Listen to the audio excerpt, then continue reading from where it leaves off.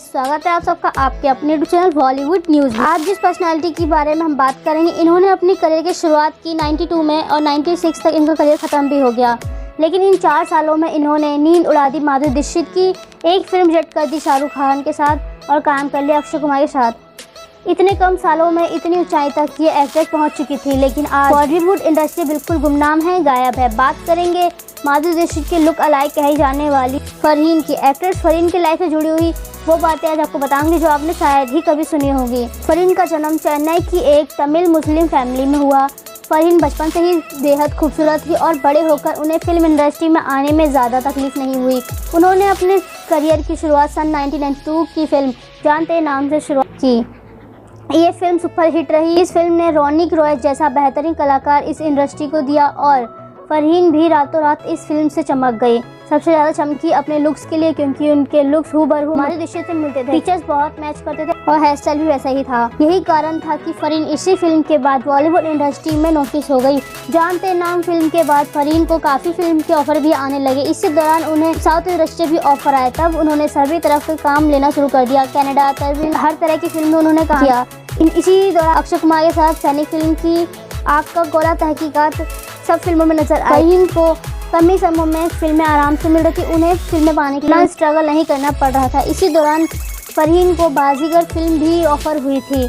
काजल और शिल्पा शेट्टी में से एक किरदार फरहीन को ऑफर हुआ था, लेकिन फरहीन ने इस ऑफर को रिजेक्ट कर दिया। इसके पीछे कारण ये था, उस दौरान साउथ की फिल्में कर रही थी और उनके पास डेट्स नहीं थी, इसलिए उन्होंने तब बाजीगर को मना कर दिया और साउथ की फिल्मों को चूज़ किया। ये एक बहुत बड़ा चांस था जो फरहीन ने अपने करियर में मिस कर दिया। लेकिन इसके आगे भी फरहीन की लाइफ में कुछ ऐसा घटने वाला था जिसका उनका पूरा करियर ही बदलने वाला था। सन 94 में फरहीन की मुलाकात हुई कॉन्ट्रोवर्शियल क्रिकेटर मनोज प्रभाकर से हुई। मनोज प्रभाकर से फरहीन की किसी पार्टी की मुलाकात हुई और मुलाकात प्यार में बदल गई। इनफैक्ट मनोज तब मैरिड थे और उनका एक बच्चा था।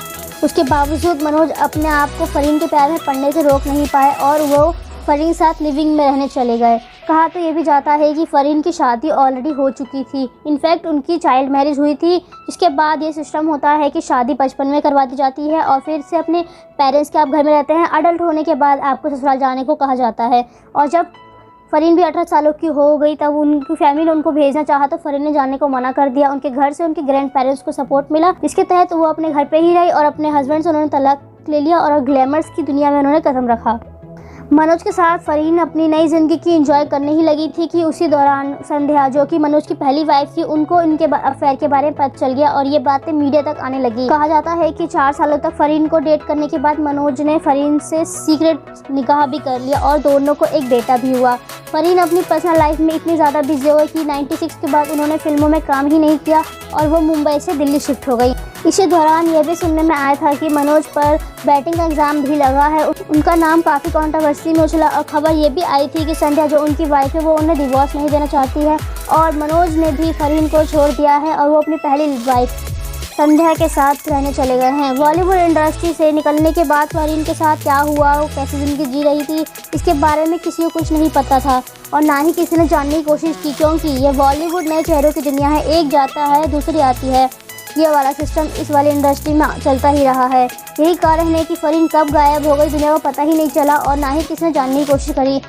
2015 में अचानक से फरहीन को लेकर खबरें आई थी कि एक एक्ट्रेस जो 90 में काफ़ी पॉपुलर हुई थी, माधुरी दीक्षित के लुक्स के कारण वो फिर से कम बैक कर रही है। तब लोगों ने जानने की इच्छा जताई कि आखिर फरहीन के साथ इतने सालों में हुआ क्या, पिछले 15 सालों से वो गायब कहाँ थी और कर क्या रही थी। और इसी दौरान फरहीन ने मीडिया से बात करते हुए खुद बताया कि वो अपनी फैमिली लाइफ में बिजी हो गई थी। मनोज से उनको 2 बच्चे हैं, एक बेटा एक बेटी है। दिल्ली में वो रहती है अपने और अपने 2 बच्चों के। फरहीन के कमबैक के पीछे की कहानी यह है कि उनके जान तेरे नाम की प्रोड्यूसर जो थे वो इसी फिल्म का सीक्वेंस बना रहे थे और इसी फिल्म के लिए उन्होंने फरहीन को अप्रोच कहा था। एक्ट्रेस की माँ की किरदार का रोल फरहीन को दिया जा रहा था और फरहीन ने इस फिल्म को हाँ भी कर दी थी, बट ये फिल्म ही नहीं बनी, इसलिए ये बात कैंसिल हो गई। जब फरहीन से पूछा गया कि अभी वो क्या करती हैं, तो वह अभी अपना फ़िलहाल बिजनेस रन करती है। उनका स्किन केयर कॉस्मेटिक बिजनेस है। उनके प्रोडक्ट का लाइन है नेचुरल्स, जिसकी वो मैनेज डायरेक्टर है और फेस भी वही हैं। कहा जाता है कि फरहीन की इस बिज़नेस का टर्नओवर करोड़ों में है। वो वेल सेटल्ड बिजनेस वूमेन है और दिल्ली में ही रहती है।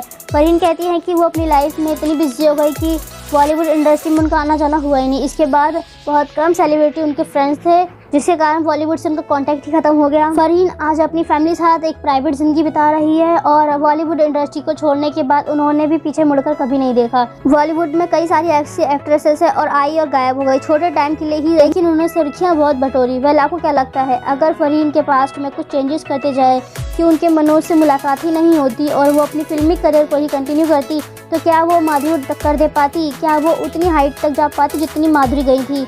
आपको क्या लगता है, कमेंट सेक्शन में ज़रूर शेयर करें। सो फ्रेंड्स, वीडियो पसंद आए तो लाइक करें, मेरे चैनल को सब्सक्राइब करें ताकि मेरी वीडियो की नोटिफिकेशन आपके पास सबसे पहले पहुंचे। एंड कमेंट करना ना भूलें कि आपको वीडियो कैसी लगी।